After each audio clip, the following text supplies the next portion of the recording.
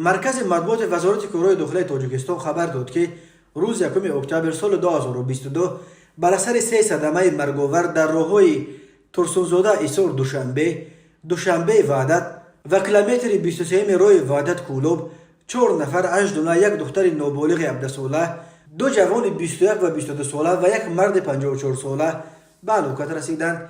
از جمله شب 1 اکتبر سال 2022 تخمیناً ساعت 9:40 راننده ماشین تمغه تویوتا کمری میرزاєв افتخار سال تولدش 1992 ساکن پایتخت هنگام حرکت از سمت شهر ترسونزاده به سمت شهر دوشنبه در شورای ترسونزاده ایسار دوشنبه پیادهگرد نابالغ مختار و منوره با قسم پیش ماشینش زده است.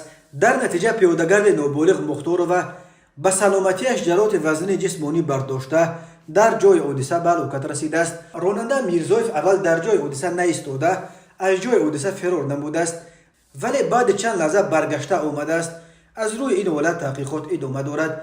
اینچنین شب 1 اکتبر سال 2022 تخمیناً ساعت 21:20 راننده ماشین تمغه خوندای فاضلزاده حسین جان سنگلی سال تولدش 1997 ساکن شهر وحدت هنگام حرکت از سمت شهر دوشنبه به سمت شهر وحدت از عهده دارای واسطه نقلیات نبرآمده به مانع گذاشته کنار را برخورده است. در نتیجه مسافر داخل ماشین عالموف خیرالله سال تولدش 1968 ساکن شهر وحدت جراحت وزن جسمانی برداشته در جای حادثه به هلاکت رسیده است.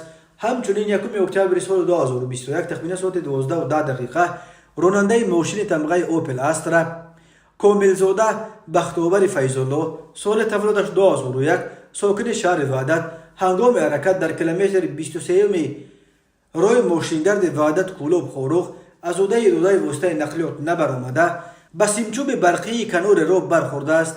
در نتیجه مسافر داخل ماشین مومنوف شهزاد سال تولدش 2000 ساکن امین شهر و رجبوف نوردین سال تولدش 2001 ساکن ناحیه خراسان جراحت وزن جسمانی برداشته در جای حادثه به هلاکت رسیدند. اوید به این حادثه تحقیقات ادامه دارد. هر سال بر اثر صدمه ها در راههای تاجیکستان تا 400 نفر به هلاکت رسیده، بیش از 1200 تن دیگر معیوب می شوند.